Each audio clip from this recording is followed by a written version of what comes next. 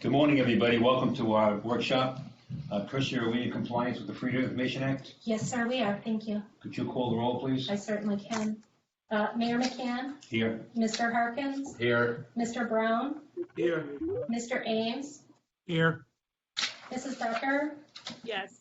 Mr. Lennox? Here. Mr. Stanford? Here. All are here, sir. Thank you. Have an approval of the minutes of the agenda. So moved. Second. Glenn? All in favor, please raise your right hand rather than call. Thank you very much. Okay, Sean, you're going to start us out today on item number 4 here, the US 278 Gateway Corridor Project status update. Yes, sir. Thank you, Mayor. Hopefully y'all can hear me fine. Is that good? Okay. All right, so we're here for a workshop on the US 278 Gateway Corridor Project. You're going to hear from different teams involved in concurrent but parallel efforts meant to move this project along, provide input to help guide positive outcomes for our community, the region, the state. There has been a lot of work that has gone into previous efforts. Our own US 278 Gateway Corridor Committee started meeting in early 2019. They conducted 25 meetings and delivered a report to Town Council in February of last year. And then this past fall, Town Council approved entering into an agreement with Beaufort County to bring in an independent engineering consulting firm to evaluate the inputs and process the DOT was using to go through their NEPA process. And then late last year, Town Council authorized some local land planning efforts for staff to engage both some local land planners and also to develop an RFQ to bring in land planning consultants. And we'll provide an update to you on all of that information. But you're not here to listen to me this morning. What I'd like to do is have you hear a presentation and updates from the DOT, from HDR, the consultant that's doing the joint project with the town and the county, and then from Jennifer Ray, who's going to cover our local land planning efforts. So I'm going to turn it over to Craig Wynn with SCDOT. He can introduce any other members of his team that will speak before you today. But without further ado, we'll turn it over to Craig. All speakers will be available for questions, and I ask that they stay on the call until the workshop is over. But with that, Craig, I'll turn it over to you. All right. Thank you. Thank you, Sean. I have a brief presentation that's just an update. I will share that here in a second. I do have Phil Leeser, Eric Burgess. They're the project managers for the project. And then Heather Robbins. And Heather Robbins is the NEPA lead for the project. And Jenny Humphreys handles our planning and traffic for the project. So I will utilize them if there's any questions in greater detail that I'm unable to answer. So I'll share my presentation here in just a second.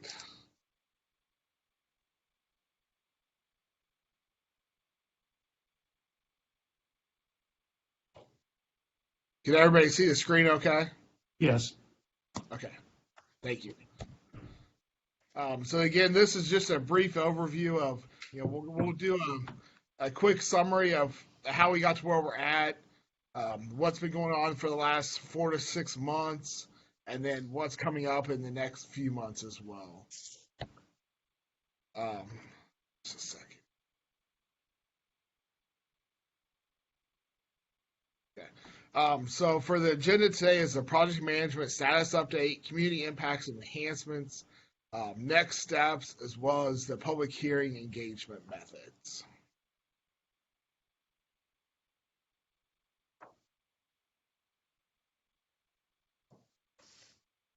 All right, so I always like to go through the purpose and need of the project. So this is what we're looking at and valuing everything about the project against. This is how we're grading the alternatives. Do they meet this? Do they work through the NEPA process? This is the basis of the NEPA process. So the purpose of the project is to address the structural deficiencies at the eastbound Mackey Creek Bridge and reduce congestion along US 278 from Moss Creek Drive to Spanish Wells Road. This is a summary of the NEPA process. So we're currently preparing the environmental assessment with a pending tentative public hearing for late May.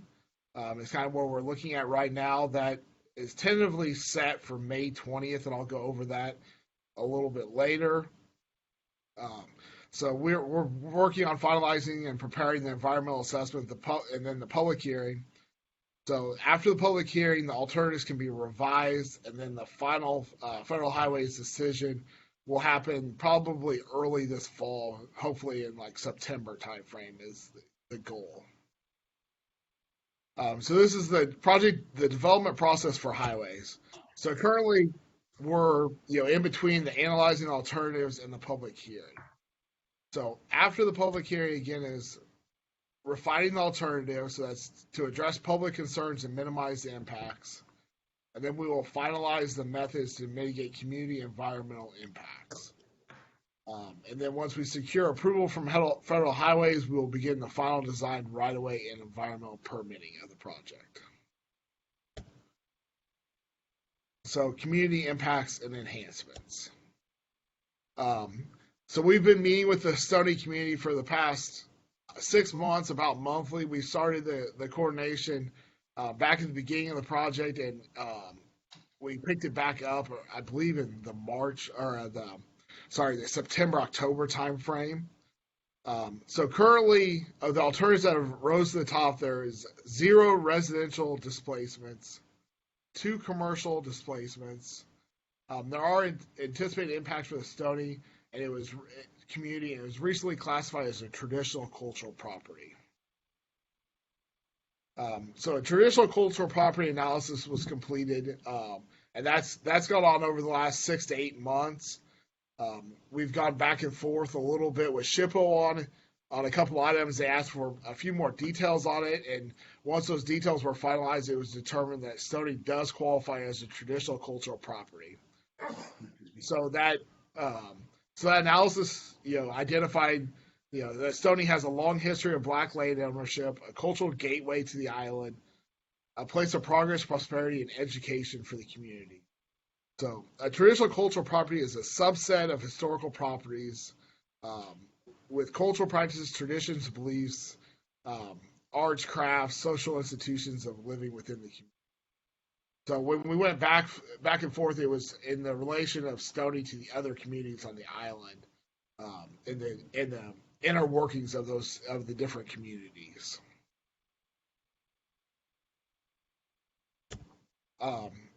So as part of that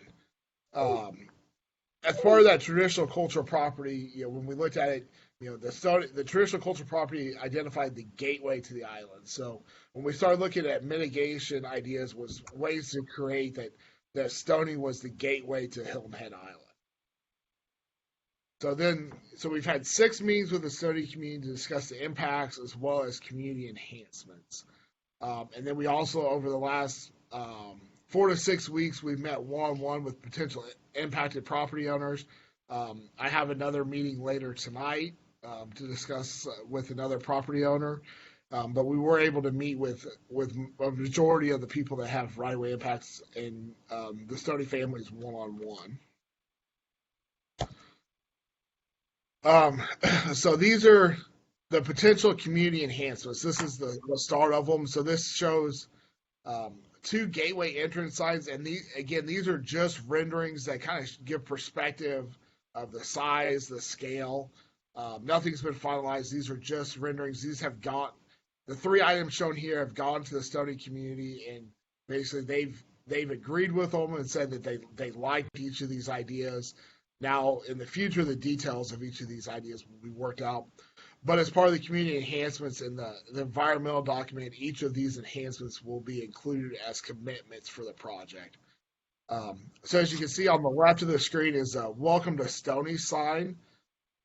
This is it's a brick sign and with some landscaping around it. We did leave the old signs in there to kind of give a scale perspective of this sign. It's about 4 to 6 times as large as the existing signs out there. In the middle location is a pavilion, and in each of these will have their own slide that I'll explain in more detail. The middle is what's shown there is a two-sided, open-sided pavilion. That is at the corner of 278 and Squire Pope Road. And showing, kind of the idea of the pavilion. This came directly out of the Stony community means is something they would like to see. It's a way that the history of Stony can be told. There can be interactive kiosks there. There can be display of art and history, as well as the history of the families and the community as a whole. Again, the details of that will be worked on in the future. As you can see along the multi-use path there, with someone riding a bicycle, there's light posts with banners that say "Welcome to Stony." That kind of identify as people are coming along the multi-use path that they are within Stony, and identifying that. So here's a larger image of the site as you come into the Stony community that says, it's "Welcome to Stony." This is near the Crazy Crab, just before you get to their driveway, as you're coming within Stony. Again, on the left side, you can see the light post with the banners. We have shown a landscape median in this area, which is the proposal is that the median would be a raised median with landscaping. So again, this is just a way to depict some of the improvements out there. Again, here's the second location of the site, and this is near Spanish Wells Road as you're coming on westbound 278, coming within Stony as you enter Stony. Here's an enlarged of the pavilion location. As you can see, there can be seating in there. It's kind of was modeled after the Rowing and Sailing Club pavilion, similar size and scale. Just has the potential to be open air on all 4 sides. It could be 2-sided, or it could just have one side that's closed off to display the artwork. A couple other items that are the Jenkins Island Cemetery Access Road is included within the commitments. The Stuart Family Access Road is still being worked on. We're trying to get a date scheduled with the family to meet to discuss that access road.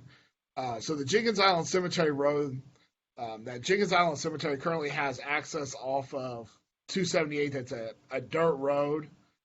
It's hard to navigate. It's overgrown.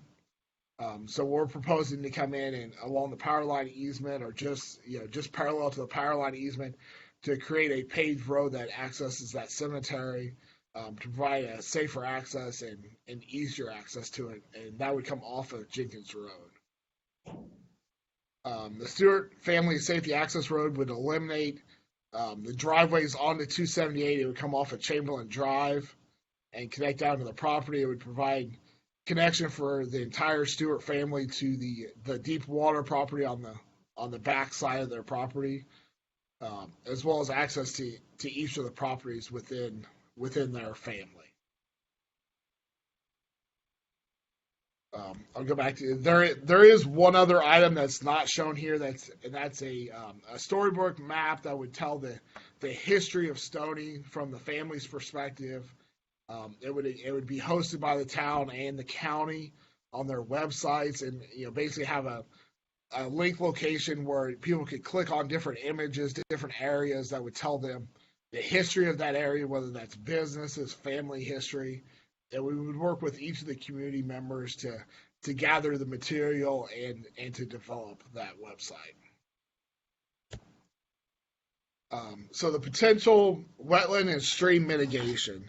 So currently there's multiple mitigation banks available to provide mitigation services. For the saltwater or critical area, there's Clydesdale and Murray Hill mitigation banks, and for freshwater, there's the Sweet Leaf Swamp mitigation bank. If the credits aren't available, then we do have the option of doing a permitting responsible mitigation option, as well as on-site and off-site permitting responsible within the watershed. So the upcoming ways to engage, we have a stakeholder meeting scheduled for March 31st, where we'll meet with community members to discuss the upcoming public hearing, what's been developed since our last stakeholder meeting, and then we will have another stakeholder meeting in early May prior to the public hearing. So the public hearing is tentatively again set for May 20th. That will be a 10 to 7 meeting.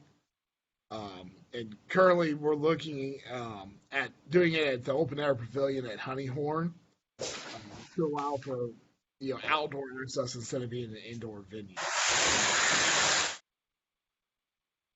So ideas and ways to engage for the public hearings. Again, we're going to have an on-demand online website. So this will be an interactive website. It'll be very similar to walking into the meeting, where you can go around the room, you can click on different links. There'll be videos that you can watch. There'll be audio that will explain what they're seeing on each of the maps. We are going to have an in-person meeting from 10 to 7, but we're also going to, and that'll be a by appointment. Right now that's set up to be a by appointment only with the COVID, but we're evaluating those options just to try to reduce the large gathering of people. We're proposing to have 8 smart boards, and people would get assigned a number as they show up, and they would go to that individual smart board, and there would be like half-hour increments where people, they would schedule for a half hour to come into those. Then they would be able to leave their comments as well. We'll have an on-demand question and answer on a project hotline and by email. People will be able to leave verbal comments on the project hotline, but also they'll be able to leave verbal comments at the public hearing as well. We are proposing to run in-person appointments and mobile office hours. So we're currently looking at running 2 separate 4-day periods of mobile office hours, one leading up to the public hearing and one leading up to the closure of the comment period in June. And then if people request, we would also mail out individual packets. And then we're also tentatively scheduling a meeting with the Sony community prior to the public hearing to have a gathering with them to explain, basically everything that's going to be at the public hearing, but have an individual meeting at the Rowing and Sailing Club prior to the public hearing. And that's the end of the update, and I'll open it up to any questions now.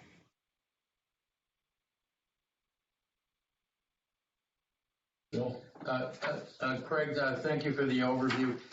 Could you share your current thinking on ingress and egress to Crazy Crab? Is that road that may connect to the Stuart home, would that be extending to Crazy Crab? That road would not extend to Crazy Crab.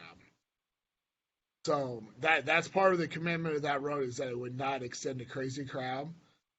So at the Crazy Crab, if you were coming from the island, you would be able to take a left in. There would be a left turn lane for their location to get in. But if you were leaving Crazy Crab, you would not be able to take a left out. You would have to take a right and go down to the signals at the signal system between Squire Pope and Spanish Walls Road. And we met with the owners of the Crazy Crab a couple weeks ago, and they were good with the options that we had proposed to them. What's your comment from a safety standpoint, eastbound with that westbound with that left turn into Crazy Crab? So that westbound, that turn, that allows for the opportunity to see the oncoming traffic, but also they're only turning across 3 lanes of traffic. As when you're turning out, you're not only turning across 3 lanes of traffic, you also have to find a merge point in the westbound traffic as well. So a left turn in isn't as dangerous as a left turn out of the location. Thank you. Glenn? Glenn? Yes, thank you. I had to get my microphone on. Thanks for your report in this, Craig. You mentioned that there would be no taking of residential properties. Will there be any partial takings of residential properties? Yes, yeah. So there'll be right-of-way acquisition from residential properties, but there will not be any relocations of residential properties. All right, so I think it would be important to know how significant that impact is. That is, if you're needing to take for additional right-of-way, how close does the right-of-way get to these people's homes? You may not have that information now, but that's going to be important information to us in determining the true impact of this project on those residences. And that'll all be shown at the public hearing. We have the worst case scenario line that's been outlined, and we have met with each of the property owners, except for the one that we're meeting with tonight, to explain where the property line would fall at on their property. Can you share that with us? I don't have it with me at this time. We made individual maps to go out and meet with them to show it. So all of the improvements and widening is going to the north side of 278. So the south edge of 278 is being held. So the side that Isabel Stewart is on, the Crazy Crab is on, that side of the roadway, the current edge of pavement would stay where it's at, and all the widening would happen to the other side of the road. That was done basically to not have to relocate a residential property, but also it helps with reducing the wetland impacts, helps with the causeway construction, it helps with construction in the future. Basically, it helps with reducing the amount of impacts that the construction will have on the traveling public as well as within the Stony community. So it stays about I think the closest it gets is 40 feet,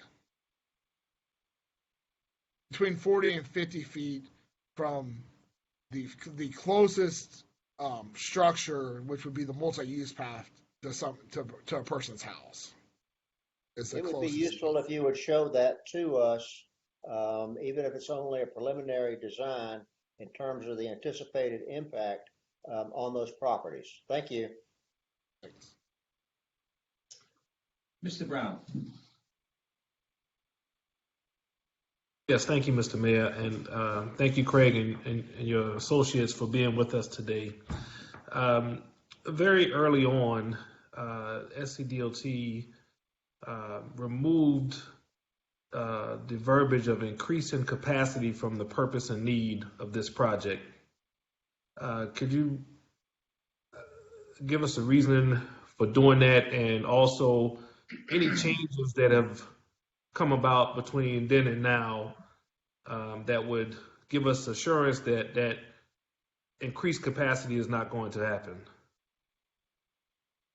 So the increased capacity and reduced congestion were duplicates of themselves in a way, because when we started, we didn't want to predetermine that increased capacity was necessary before running the study. So once we ran the studies, we know that we do need to increase the capacity of the roadway, which is adding more lanes. But in doing that, that reduces the congestion, so it wasn't needed in the statement to say that increased capacity was the purpose of the project. The purpose of the project was to reduce congestion. But by reducing congestion, we have to increase capacity. So it was a redundant statement within the purpose and need, and we just wanted to clarify that for the NEPA process to not predetermine the outcome. Okay, so it's safe to say that we never intended to increase capacity as far as the amount of vehicles that are coming onto the island. Is that what you're saying? Correct. Yeah. So when we talk about increased capacity, that is typically means additional lanes. Basically increasing. Because the capacity is not driven by the DOT. The capacity is driven by the end user, the drivers, the ability. One of our higher up is the DOT. Basically, states that we don't generate traffic. We react to the traffic that's being generated. So that's kind of what we're doing here. We're reacting to the traffic that's being generated by Bluffton, Hilton Head, just the community that's in the area. So, one thing to think about is, 278 has about equal the amount of traffic that I-95 has on it at the Georgia state line on a daily traffic. Mm-hmm. So you think about the volume that's going through I-95, that same volume is coming through this corridor. So in reacting to that to reduce the congestion, we looked at different ways to do that, which was we looked at multimodal, which would buses, etc. Ways to HOV lanes, reversible lanes, but each of those solutions didn't provide enough reduced congestion, and there wasn't enough multimodal to really have an impact on reducing the congestion. So that's where you lead to, okay, we need to increase the capacity and add additional lanes to the project. Okay, so with that statement, the congestion piece, which I'm sure that you have some studies that those congestions are happening at particular times of the day and not all day. Is that correct? Correct. Yeah. So there's congestion that happens through, there's a multitude of hours that there's congestion out there that it's operating at an unacceptable delay or level of service. Sure. Okay. Fair enough. I understand. The guiding principles that the town of Hilton Head and also Beaufort County adopted. Number one says that we're looking to fix the transportation issues within the corridor in a way that is improving the quality of life and the safety for all residents on Hilton Head. Can you speak to that a bit and give us some confidence that what is there today will be improved by X amount at the end of the project being completed? Okay. I can speak on just on general, I'll speak on two different aspects of that. The general public traveling through the corridor, as well as businesses and residents within the corridor. So the general traffic coming through the corridor. So when we develop these, we look at a 20-year horizon for our traffic projection. So we're looking at 2045. So we're looking for 20 years beyond the end of construction. So we're looking at 2045 traffic. So we did traffic counts, grew the traffic out to 2045 based on the regional model of where traffic was generated, where traffic's being received from, and it got a specific growth rate for 278. So in doing the traffic counts, we grew those traffic count numbers and projected a future volume. So when we look at that future volume, we look at, typically you look at peak hours. So 7 to 9 a.m., 4 to 6 p.m. is that's where you're designing for is those peaks, but you're not designing for the heritage or a weekend turnover. So typically you're looking at Monday through Thursday timeframe. You're trying to find an hour within there that's roughly the 30th to 100th highest hour of the year.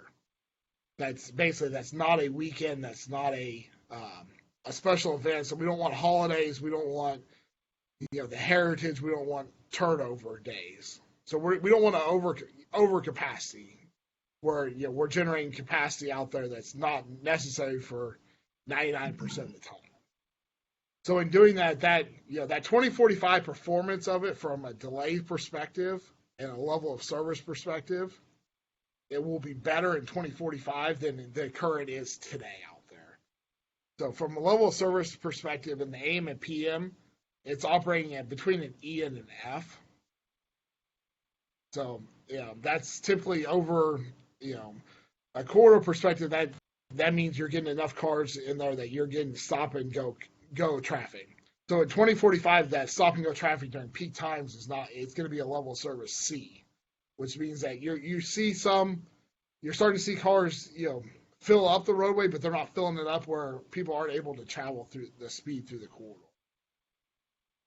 So when we looked at, we just recently did some work on Jenkins Island, looking at some of the travel times and speeds through there, and you're looking at 2045 in that area, and the peak time, the travel speed is anticipated to be between 42 and 45 miles an hour.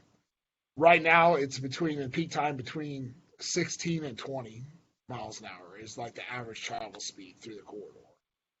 So you're seeing in 20 years, 25 years from now, the traffic is going to be better than what's there now from that perspective. And I don't have all the numbers in front of me on that, but that's just a general perspective from the level of service when you're looking at it, that it's going to be better 25 years from now than it is today after the improvements. Okay, so Great. I just got a statement in response to that, and then just one more question, Mr. Mayor, after my statement. It seems as if our quality of life here on Hilton Head is being defined with the delay or congestion aspect that we have in the corridor. And that's not the definition when it comes to the citizens of Hilton Head. I understand that there are going to be either new intersections or there are going to be changes to intersections, all of which will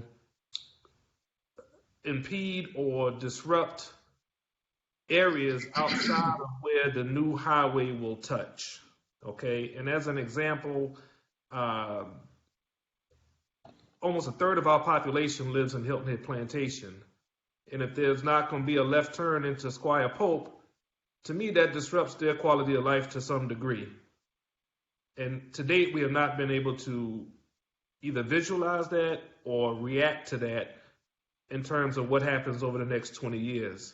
The question that was posed about a left-hand turn into Crazy Crab, while I can appreciate the owners wanting to assure that they still have a left turn access, I'm struggling with how turning left across 3 lanes of traffic is safer than turning left across 2 lanes of traffic. So my statement is, if the guiding principles are speaking towards the quality of life for all residents on Hilton Head,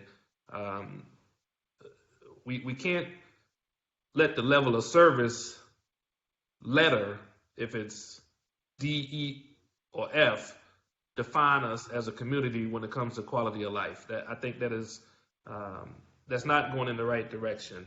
And the only other question I have is, Alex, can I address that real quick? Sure, Okay. So the other aspect of it was improving the quality within the corridor, the people within the corridor, but also as you address like Hilton Head Plantation. So when we look at that, the intersection improvements and specifically to Hilton Head Plantation, the intersection improvements is going to improve their quality in 2 ways. They're not going to have to sit as long. Their travel time is going to be quicker to get to their property. Not be able to turn left at Squire Pope will actually get them to their property safer and faster. Well, where I'm going with that, Craig, is we need to see the data that proves that, because if you are denying access on a current, let's say 3 or 4 options for someone that's going to Hilton Head Plantation to turn left, and you limit that to 1 or 2, that changes the traffic patterns. That also changes the amount of traffic that would be traveling on the new intersections. Okay, so some of those intersections and the roads that would lead from 278 to Hilton Head Plantation, as an example, they have residents, they have curves. They're not designed to take on that amount of traffic. So to me, that's not necessarily an improvement of the quality of life, because that may force us at some point to make improvements on those roads. Okay, so as I can appreciate the improvements that you are trying to describe as it relates to what happens on 278, I'm not yet sold on how that improves the situation overall.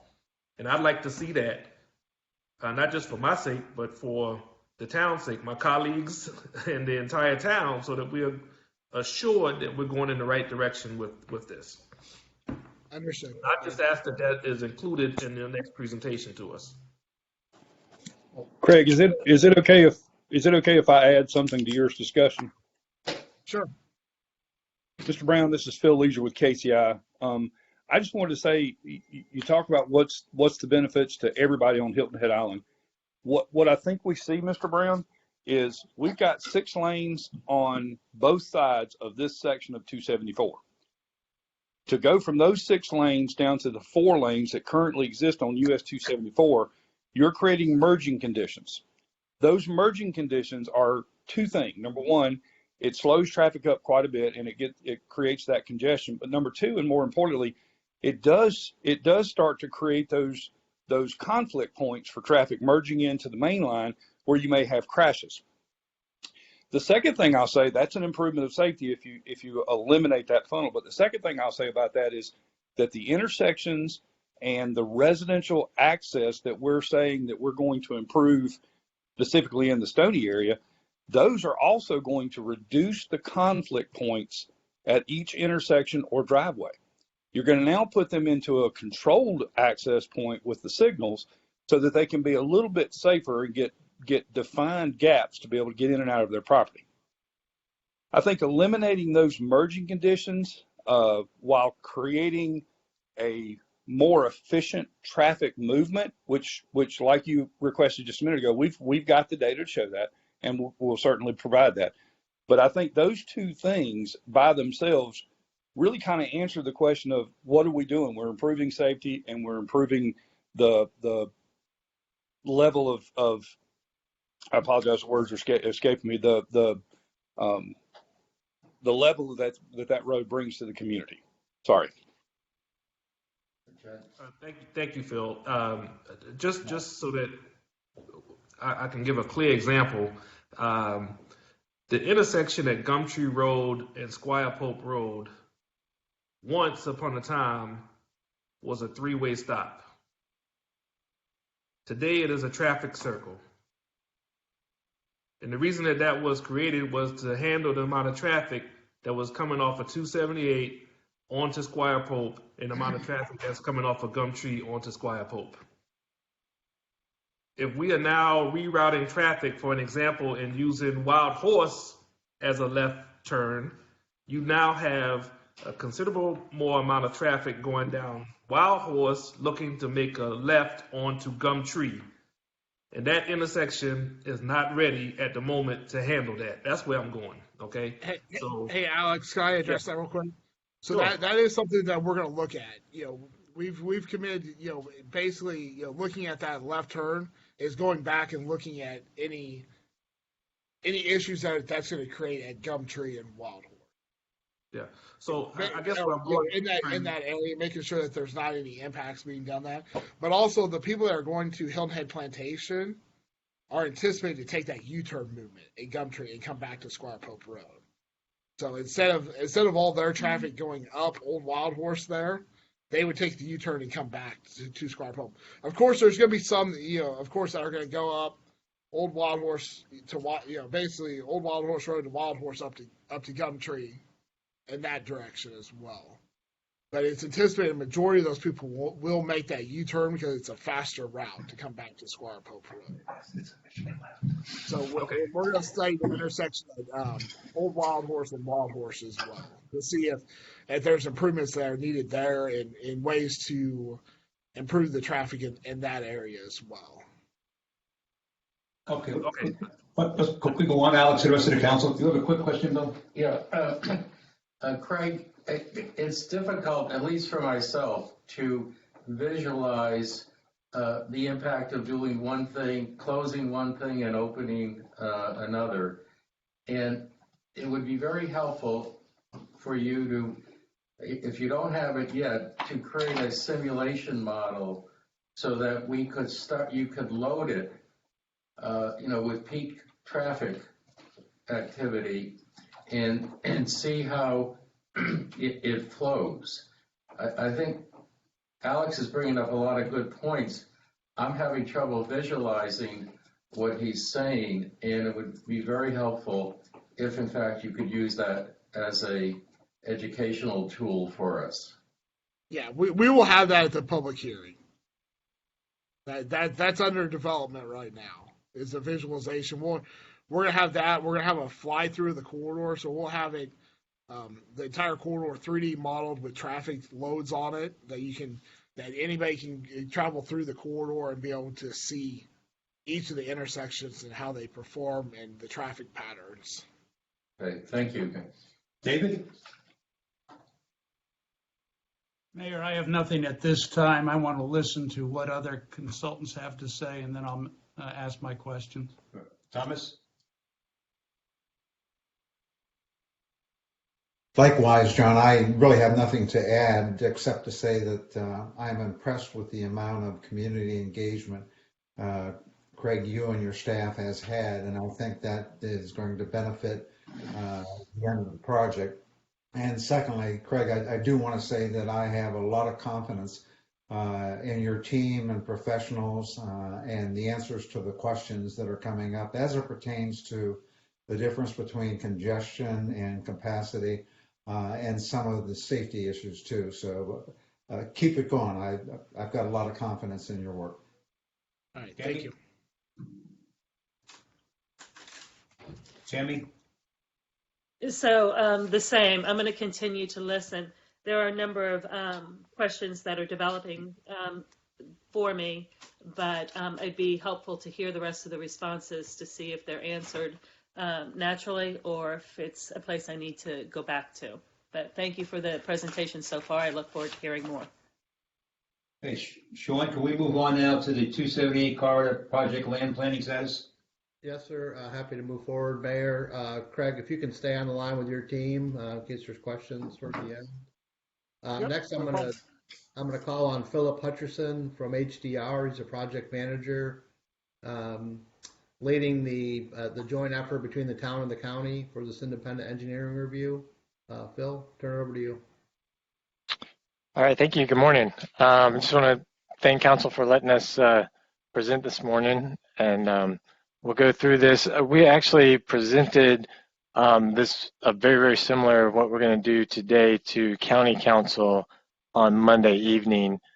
So this will be similar. We'll kind of change some things up because Craig has covered a pretty good bit of that. So just as an introduction, since I don't know, this is probably the first time that we have been in front of y'all. My name is Philip Hutcherson, and I work in the HDR office in Columbia, South Carolina, and also on the meeting is Jeff Dayton, and he works in our Raleigh, North Carolina office.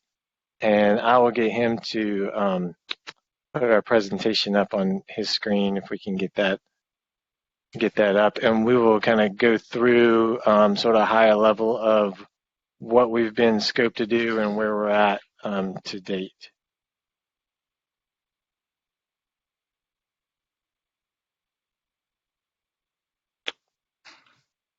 Jeff, I'm not sure if we hear you.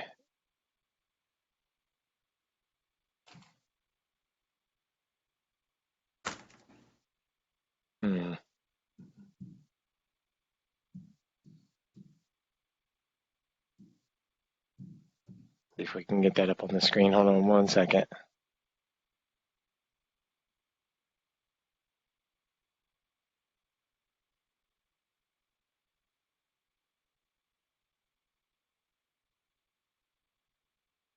So I think I don't know, somebody at the town, it says the share screen is disabled. Do we need to get access to that? All right, you should be able to share. Awesome.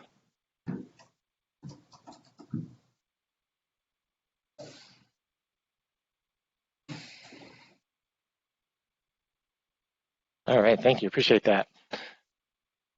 So starting back at the beginning of this year, we coordinated with DOT and got a bunch of information from them. This is, information that they've had for a while now, but we got the technical reports that will go into the environmental assessments, some Google Earth files, a lot of traffic analysis files, and then also the 278 corridor website is a really good source of information with newsletters and meeting minutes and everything. And so first thing we did was look into making sure everything was meeting the federal and state guidelines. As Craig mentioned, it's the NEPA process that must be followed for any project that receives federal funding. So we did go through that, and then we started looking into the alternative matrices that they had, starting from the 19 preliminary alternatives and going down, and I'll get into that a little bit more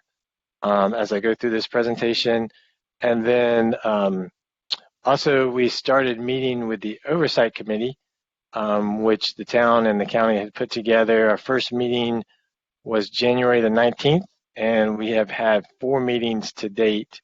And our last meeting will actually be next Tuesday when we meet with them. So it's been good. We've been able to get more exact questions and being able to answer some of their concerns and understand things that they have wanted us to look into. So we appreciate them, and also those meetings are shown on the Beaufort County channel. So we do appreciate everybody that has watched those. We've gotten some good feedback from others that have watched that. So as we go into the next slide, you'll see the kind of 4 key questions that were posed to us in our scope from both town council and county council. So the first 2 are really dealing with the growth rate and the growth rate that was being used and how far in the future that goes. And then the third one you can see is more concerned with safety. And I know there's some questions that were asked even today about the safety.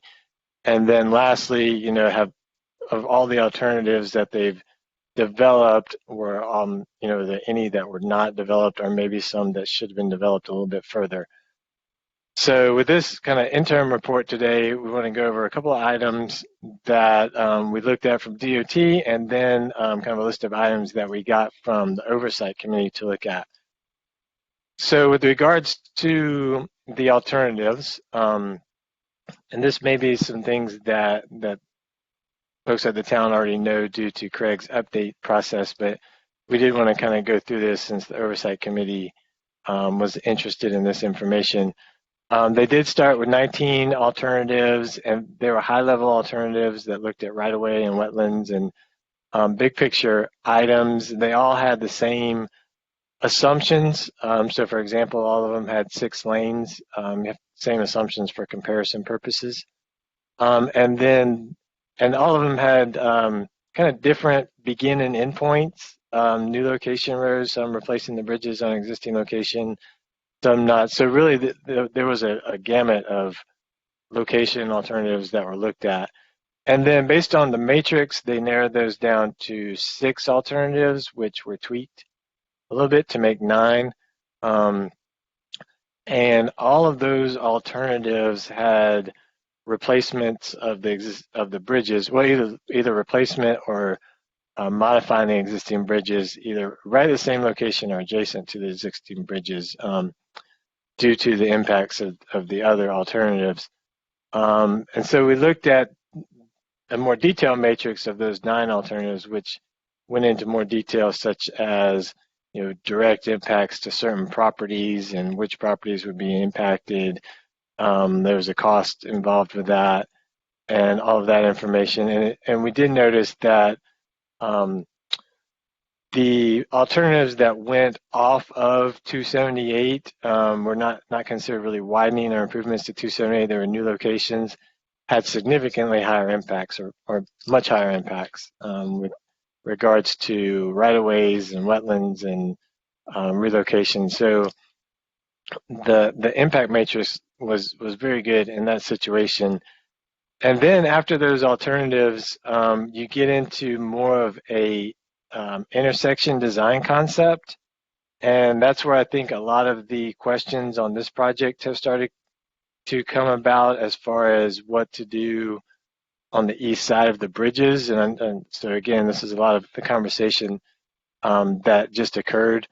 But yeah, DOT looked into like maybe 14 or 15 options over between Squire Pope and Spanish Wells, and 7 or 8 options on Jenkins Island. So again, I think they may have settled down. They ruled out some of those and settled down on some detailed options there, and there may be some others that could possibly looked at, but I think most of those that they dismissed were for valid reasons. So as we move into the growth rate, I know there's a question on that today, and Craig went through that, but yeah, that's kind of the same thing that we saw. Basically, when you run the Low Country Council of Governments model, they actually ran it in 2010. They do that every several years, and the 2040 numbers for the area were actually met already. So that was pretty much due to the high growth in the Bluffton area. So not necessarily that Hilton Head is growing like crazy, but Bluffton is growing so significantly that the traffic is increasing on that road. So as Craig mentioned, there's a huge amount of traffic on there, similar to the interstate, but that 1.19 growth rate seemed to be very accurate to the growth in Bluffton, the growth that Hilton Head can currently handle based on their land ordinances and things like that. So we did look at that. There was a question about what will happen 2045, and Craig mentioned that a little bit, but once you get past 20 years, it's very hard to forecast. There's changes in land use over a 20-year period and things like that. So what we will recommend is whatever is DOT comes up with, that it does have an acceptable level of service in 2045, so that moving forward, we'll know what to go with from there. We did look at the safety, as far as safety with consideration to vehicles, and this corridor has a large number of crashes, especially rear-end crashes, and they don't happen in a certain spot. They seem to happen throughout the entire corridor, which again leads to an indicator of high congestion. So, as was mentioned before, not only is it just the number of vehicles, but the high congestion is actually causing safety issues with the 4 lanes out there. And then also there is a very high number of angle crashes at key intersections, which leads to indicate that we need to limit the number of conflict points at those intersections. So those are the type of intersections that we've been looking at, is reduce conflict intersections to try to minimize that for a safety reason, as well as just for a capacity reason. And then there was questions in the Oversight Committee about the available funding.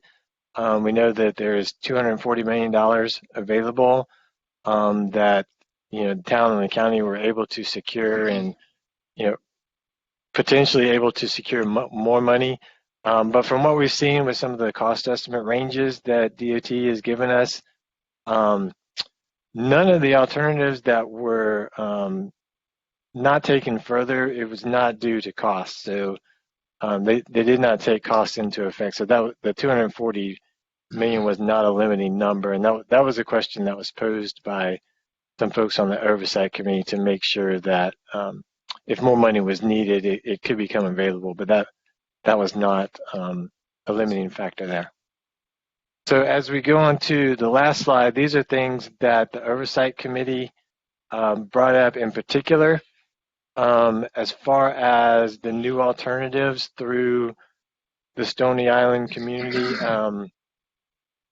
there are a lot of alternatives that were brought up, like free-flowing movements on 278, grade-separated interchanges, reduced conflict interchanges, even kind of a do-nothing alternative, which would be to keep the road at 4 lanes and just do some intersection improvements. So based on our preliminary findings there, we feel that you can keep signals in that area. You need to reduce the number of phases of the signals, just because of the large amount of traffic on 278, you need to keep that movement flowing as quickly as possible. So those were the alternatives that we have been looking into, as well as a couple of free flow alternatives. And then we were lucky on the committee. We got to hear from Ms. Luana Sellers, who has been coordinating with DOT for a while now, and also Mr. Herbert Ford is on our committee, so we got to hear from him as well. And I think the impact to the Stony community is a key. I think Mr. Brown has mentioned a little bit of that as well today. earlier in the meeting. But we have looked at some things to make it safer, and we've kind of pointed those out in the next 3 bullets.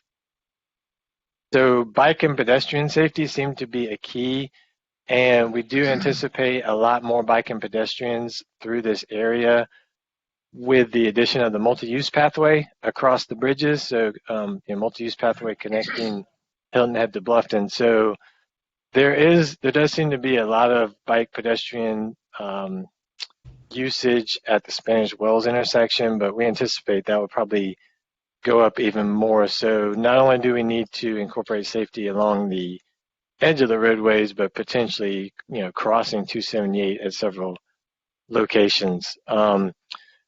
And then we have been investigating local traffic patterns, and I think this was something that Mr. Brown brought up today, as far as when you limit the number of phases of a signal, or you limit the amount of turns that can be taken at a signal, there will indeed be impacts to the local traffic pattern.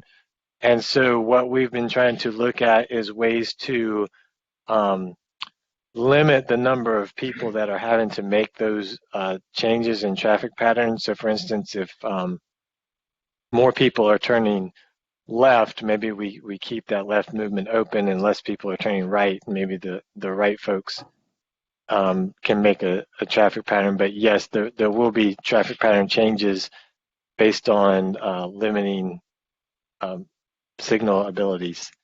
And then lastly, the roadway character we've talked about a decent bit, and this was pointed out, I think, in Craig's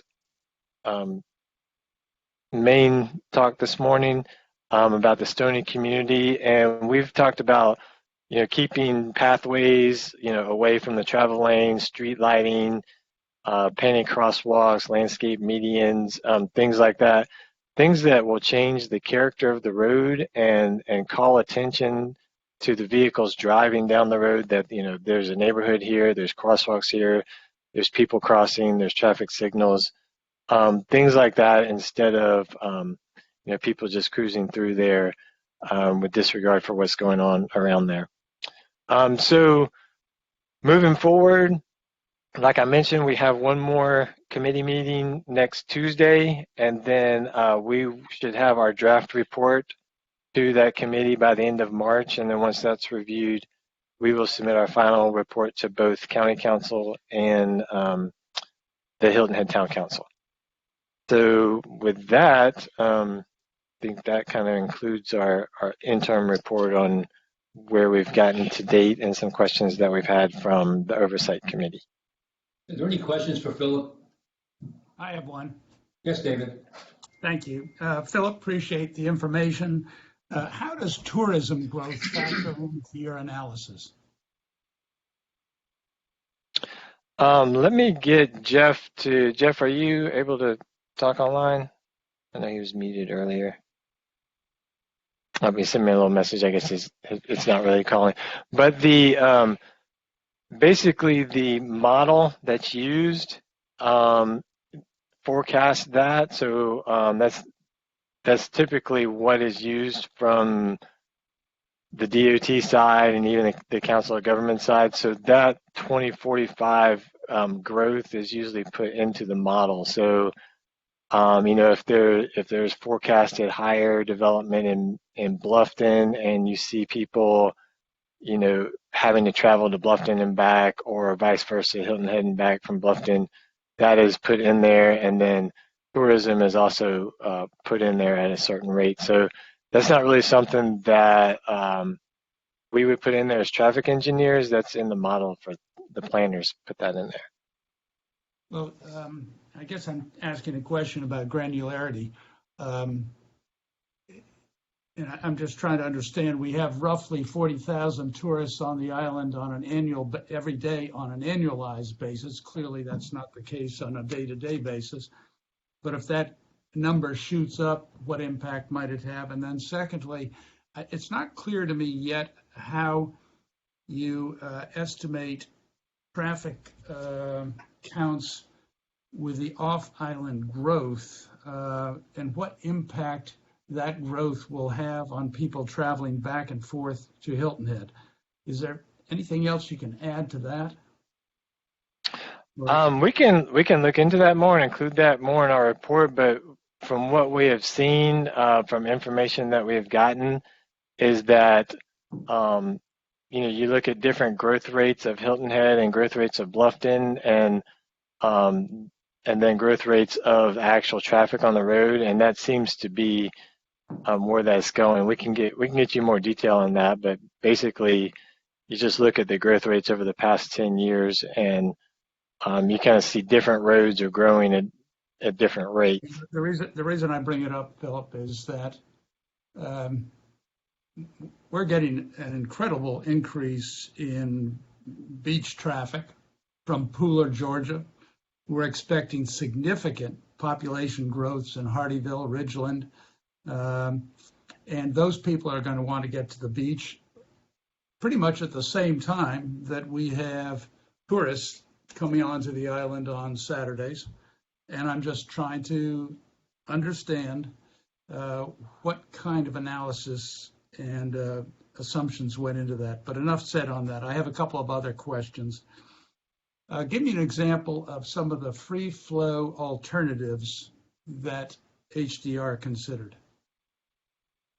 So these are some alternatives that actually were put together kind of from the committee or from other folks around that have came through the county to us.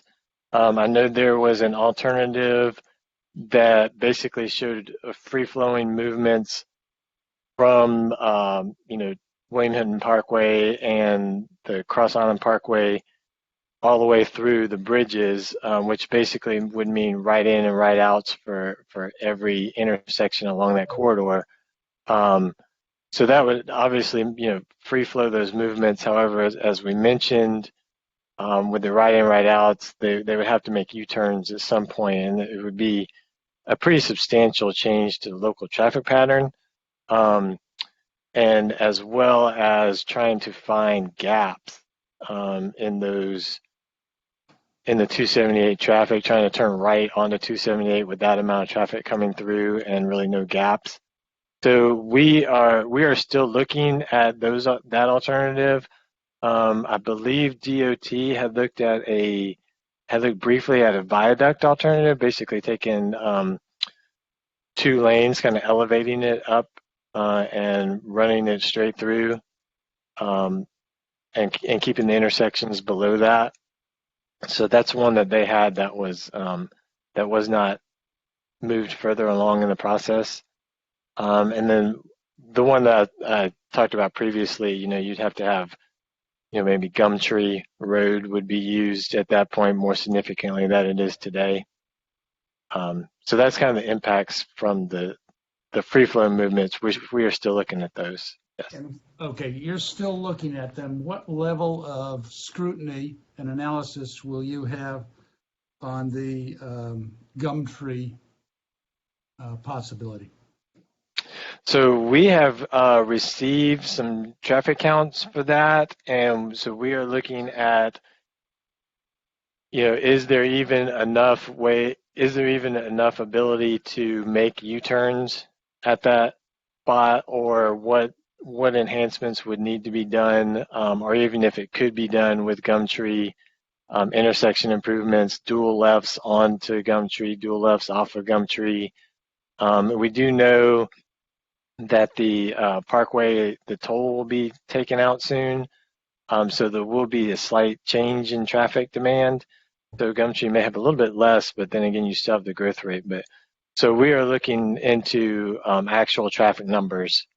Okay, on what will happen with that. Thank you. I'll make a comment on that a little bit later. And then lastly, what alternatives did you look at through Jenkins Island? So Jenkins Island, there's still free flow movement through Jenkins Island, but talking to Mr. Garrigan, who is on the oversight committee, they seem to be in very much favor of the frontage road alternative. And it looks like that due to construction, you probably need that frontage road alternative as well. So we are looking into some of the alternatives that DOT came up with, as well as just a couple tweaks. Really, the only changes on Jenkins Island is probably just a couple tweaks that could happen, but they're definitely okay with the frontage road movements. It's just a matter of do you add U-turns or who turns left and who turns right. Yeah. Okay, I'll hold my comments further at the appropriate time, Mayor. Thank you. Thank you. Did I get you, Tim? I did. I'm still listening, taking notes. Okay, good. Jennifer, could you give us an update on the where we are? Jennifer, you there? Yes, sir. Okay. I'd be happy to. As Thank Sean you. mentioned, in late 2020, Town Council approved authorized staff to issue an RFQ for land planning services, as well as to work with some local land planners to develop some initial concepts. So in mid-February, we had the opportunity to build on the work that Craig has done in the Stony community and a chance for staff to meet with a small group of residents and business owners and just talk about those enhancements and anything else that they would like to consider. And then staff at the last minute pivoted, and our consultants, we did a virtual charrette. It was the first time for all of us to do that, but it was very successful. We had 6 local land planners from 4 different firms spend a couple days together virtually looking at the 6 reasonable alternatives and looking for realistic and practical enhancements. So this wasn't an exercise in racing property lines or, big sweeping land planning changes. This was looking at some initial concepts. We also had issued the RFQ, and that closed on Monday. We received 3 responses. We received proposals from MKSK, Design Workshop, and MRB Group Consulting. So we will begin the evaluation process to select a land planner that will take those initial concepts that focused on many of the items that you've heard today, pedestrian facilities, parks and open space, landscaping, trailheads, historic and cultural, resource protection, those items. And that land planner will take those initial concepts and all this information from HDR and build out some land plans for the reasonable alternatives, and then also for the preferred alternative when we get to that point.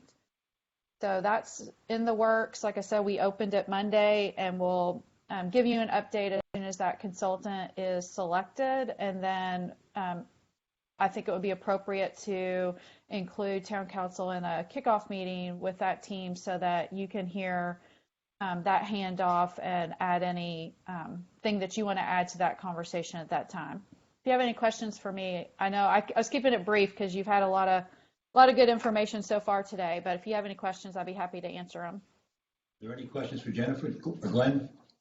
Yes. What is the anticipated time frame for completion of the project by this consultant once selected?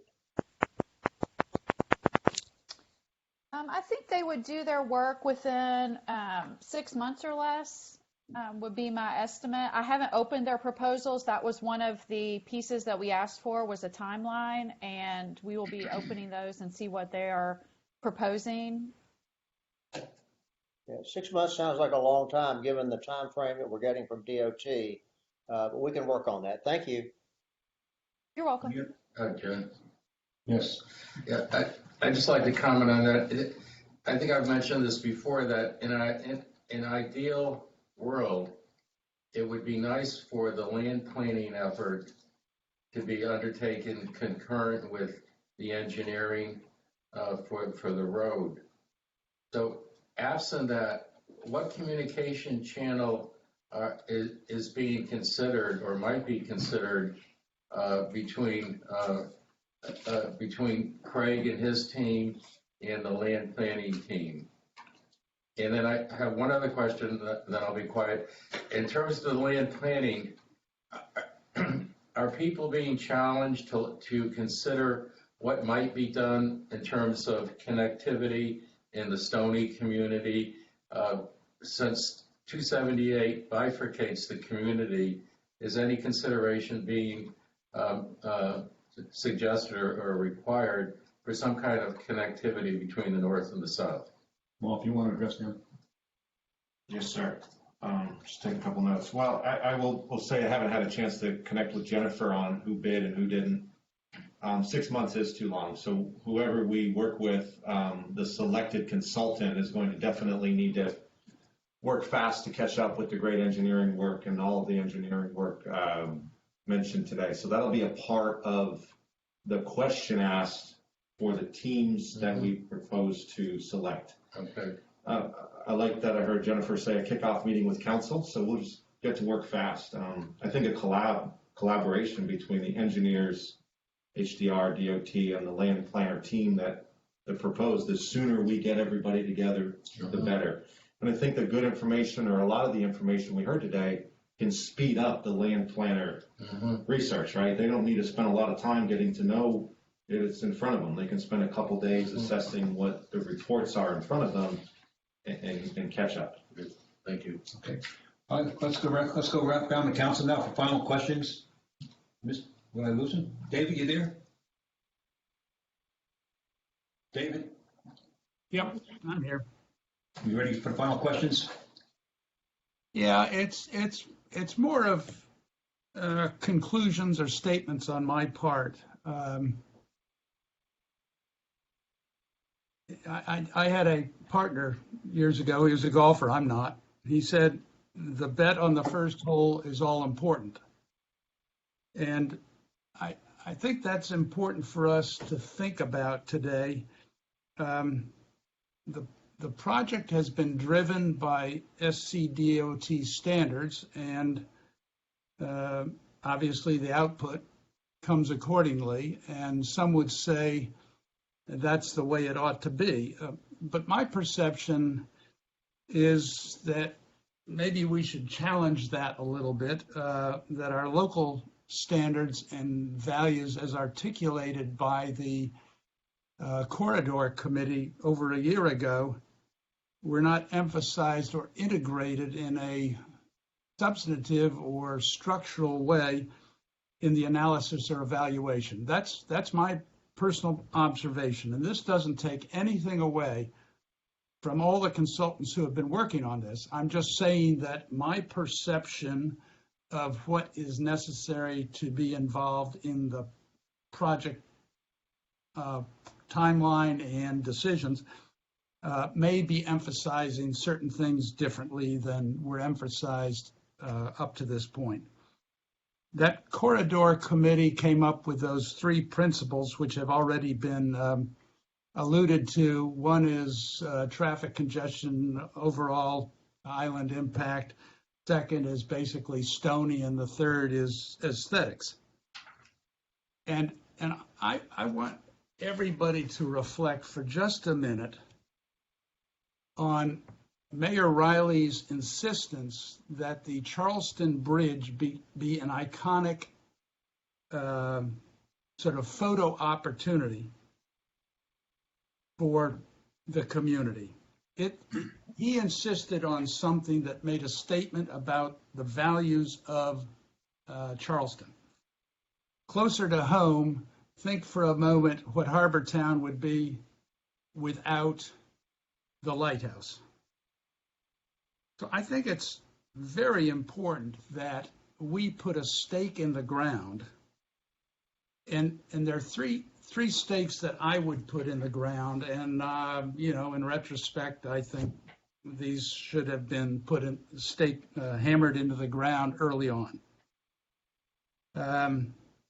The first is no left turns through Stony, and I say that's principle one, which is uninterrupted traffic movement, improved safety, which is, benefits all islanders and people who are coming on the island. The second is no more pavement in Stony. That's principle two, minimal impact on the Stony residents. And then 3, it's split the on-island and off-island roads on Jenkins Island. That's principle 3. Imagine a spectacular entry experience with the reduced pavement on the inbound lane. Windmill Harbor residents would like the separation. We can do an incredible job landscaping that entire experience. And so I think the $240, $300 million project needs a commitment to that entry experience that a couple of signs simply don't come close to doing. And so I believe this council should say to the consultants, we want an analysis. And when I say analysis, it's a little different than what we've had up to this point. I think council should be saying, we want you to prove that this can be done. And the first is no left turns. The second is no increased pavement. And the third is to separate the ingress-egress experience on Jenkins Island. Obviously, there's a choke point on Gumtree. There are issues with traffic flow, Cross-Line Expressway, and so on. But to me, from my personal standpoint, I can accept the logic of 6 lanes on the bridge and the need to have 6 lanes connecting the Cross-Island Expressway and 278 business. I can accept that.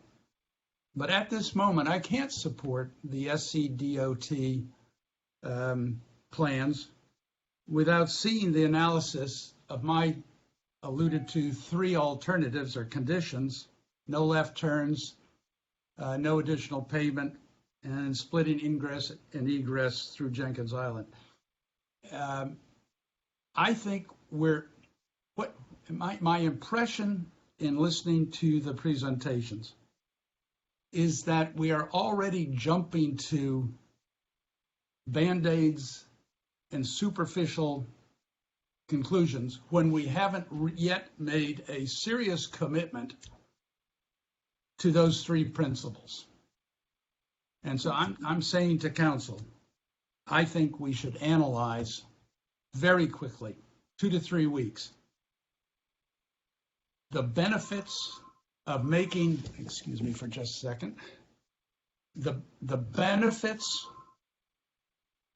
I'm sorry, of a no left turn through Stony, and getting the analysis done in a way that we are convinced that it can be done, or council is at the point that there's no way that we can manage it. But to me, those 3 things should be put on the table to make them happen before we reject them. Thank you very much. Thank you. Alex? Yes, thank you, Mr. Mayor. Thank you, Councilman Ames, for those comments. I'll simply say that it is a known fact that we had overwhelming support for the referendum that will fund a portion of this project. I'll also say that there was overwhelming questions and concerns about the project, even though there was a yes vote. And now we're getting closer and closer to the finish line, and there's an expectation of those taxpayers that this council will develop a good product. And we have to understand that SCDOT, and I respect them wholeheartedly as to their business model, which is building roads. but it's upon us to build community. And marrying the two in this project is something that we have to be very intentional about. With the hiring of a third-party consultant, with the land planning efforts, those are all tools that we can use to get to a better place. So what I'm suggesting to our council and to Mr. Orlando is that we start to have these conversations more earlier and more often in terms of moving forward. Because if we don't, May will be before us, September will be before us, and we'll be forced to make a decision with not good information. And for me personally, I have to be totally convinced that the measurement of safety first and the quality of life of all of our residents is going to be substantially better before I can move forward with this project as a whole. Those are my comments, Mr. Mayor. Thank you. Thank you. Mr. Lennox? Thank you, Mr. Mayor. I simply have two comments to make. I think that Craig's analogy of 3 lanes going into 2, similar to what occurs at the Georgia border, is appropriate.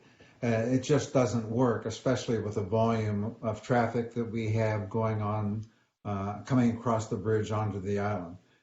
And secondly, Craig, you and I have had a conversation in the past months about the level of community engagement you have had and will continue to have on this project. Is it safe to say that the level of public engagement on this project, Craig, is more than you typically would have on projects that are similar?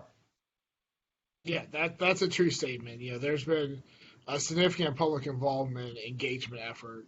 It's completed as part of the NEPA process, and that will continue to move forward. As it goes towards construction, that public involvement effort isn't going to go away. That's going to continue through. It's not like it's once we get to the NEPA, it's going to stop. That's going to continue with updates to the community and developments and working with the community on the aspects as you move forward. And one thing that we haven't gotten to yet is aesthetics on it, and that's conversations that we started with the town staff 6 months ago, was on the aesthetics aspects of the improvements, of ways that, because that's not something that the department does, but we provide a couple people that do have experience doing that I think they made a presentation to the council. So trying to find ways to improve the aesthetics of the corridor as well, and that's going to be the next key component in the public after it's a high level. Once you build, we're kind of building the foundation, and then you start adding everything else to it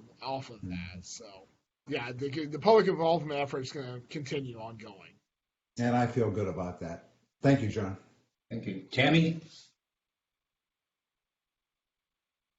Thank you. So a couple of things in no particular order.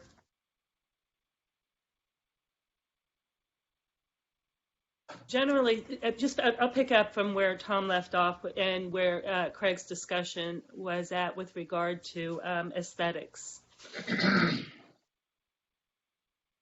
Each part of this project requires, as it's been already noted, a comprehensive, I think it's Bill who mentions it often, that we need to be working together on each of these aspects of the project so that in the end there's a cohesiveness to it, and that the project moves along in a slow and orderly, not slow necessarily, but paced, orderly fashion that brings about achievements of success and reaching the goals that have been established through various committees and documents that have been approved. So when we talk about that piece of it, what comes to mind was those original slides that Craig had put up with regard to the signage and a pavilion, etc., and how those offers seem to identify a very significant and important area of our island, but differ from the aesthetics that are throughout the island. Maybe that's a good thing, but that hasn't been discussed in terms of how that blending and melding will take place to signify a special and important area of the island, give it its due, but also to blend it as we're one island across. And so that's one comment that I have. The other is, I guess I'll go with this one. It seems to me that as the solutions to whether you label it reduce congestion or increase capacity have consequences down the road. And whether you want to call it a chain reaction, right? You solve one problem, it creates a little problem down the road, a little problem down the road, or if it's mission creep. Each one of those, again, needs to be identified and looked at. We're concerned, and rightfully so, with the impact of the neighbors, our friends on the island and the Stony area. But as we move that problem on down the road, we see that it impacts other neighborhoods. So where's that discussion going to start? And how will that be part of and blended in the overall project scope? And ultimately, right, how much does that cost? And where do those monies come from? And what's the dislocation for all of the island and the quality of life here? I think my last comment is that I think it's important that we add into this conversation as a council, with staff, with our community, a real thoughtful dialogue about growth, where we are, where we want to be, what we can actually truly manage. At some point, we do get to the point where we don't have the opportunities to continue to reduce congestion through increasing capacity, because we are at capacity. And so that realization and ability to honestly discuss it and plan has to be part of this today. So I would add, as others have, with regard to conversations that I want to say begin, but it's not, but the conversations that must be part of this future for the island, be added to the agendas, whether it's a meeting in the 2 or 3 week time frame that's coming up, but immediately, because it's critical as we look at the entire project. So I hope that made sense to some of you, and that we incorporate those thoughts into our next steps. And I thank you all for your presentations. I have a tremendous amount of notes, a lot more information than I had before we started, and I appreciate each of you. Thank you. Thank you. Glenn? Glenn? Thank you. First, I want to say that I agree with the comments made by my colleagues on the council. Really good points have been raised here, factors for us to seriously consider, and for our experts and our DOT to consider in their services to this island. Then I want to focus on one particular item, and that is we represent the entire community here. We are the representatives of the citizens of Hilton Head Island, including the citizens of the Stony community.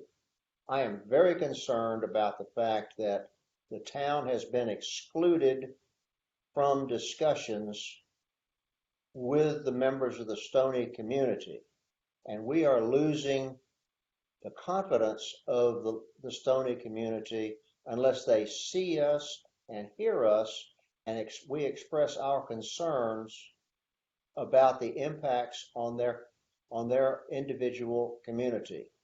So I am asking that DOT allow representatives of the town, to be selected by council, I suppose, to participate in these ongoing mitigation and impact discussions, because that way we will maintain a level of confidence from those citizens and know that the town is involved and concerned in protecting their interests and welfare.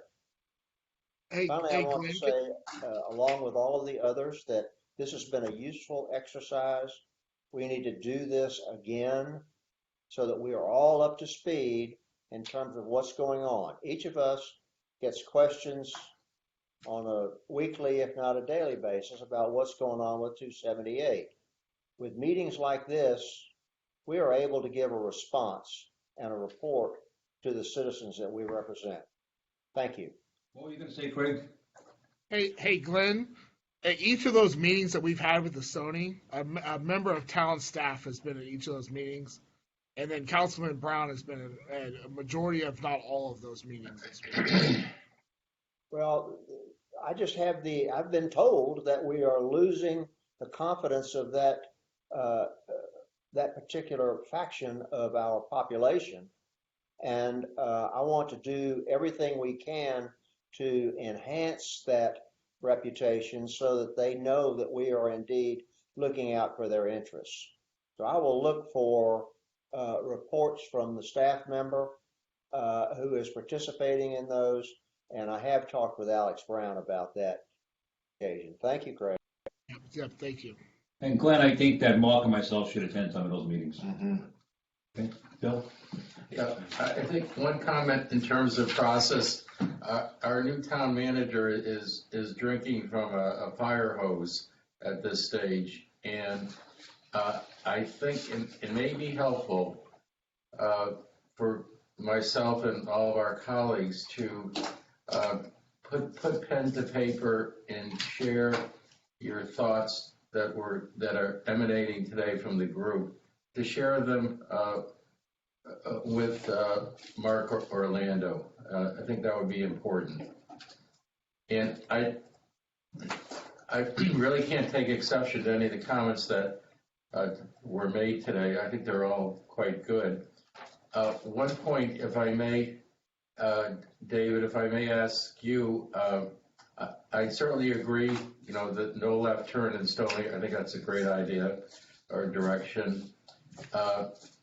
One question I have is where you indicate no new pavement in Stony, yet we're talking about and seem to be supportive of 2-3 lane road systems going through. So that's where I'm confused. Are you looking for a response at this time, Bill? Oh, yeah, either now or offline, but. Well, I think it would be it's my understanding that the reason we have to expand pavement is because we have to accommodate left-hand turns, right-hand turns, and so on. If there's through traffic, then if you count up the number of lanes that are there today, they're more than 6. And so I'm operating under the assumption that the expansion of pavement is necessary because of the left turns and right turns through that area. If they are eliminated, by and large, the left turns totally, then we don't need that extra pavement for the left turn queuing. Okay, thank you. Okay. Yep. Do you have a question, Tom? Well, I want to thank everybody very much, and I guess, Mark, we have more work to do. Right, sir? I do. I took some great notes. Really appreciate DOT and HDR's work. I know that Jennifer and Sean are thrown into this and working on it. Next steps, I will tell you what I think my next steps are. Is working with community development staff to expedite the selection of the land planner team, to put them together with us, with you, with DOT, and the third-party consultant that we're working with Beaufort County on. I think the meeting of the minds need to happen quick. I took all of your comments today as a council as your final thoughts and comments, and I just need to add them all up and see what makes sense. I think there are a lot of great discussion points. I've been asked what my opinion is a couple of times, and I've simply said I don't know enough yet to have an out loud opinion. I've worked in transportation planning and engineering and land use planning for most of my life. I think there are some community solutions that I hear out loud today, and know that as your town manager, I'll be working on those community solutions first, alongside everybody else that presented today. Craig and I know each other for a while through our careers, and I know that I'll hit the ground running, so to speak, with him and everybody else. So stay tuned. Thank you. Have a motion to adjourn? So moved. Second? All in favor, raise their hand. Thank you. Have a good weekend. Thank you, everybody. We off.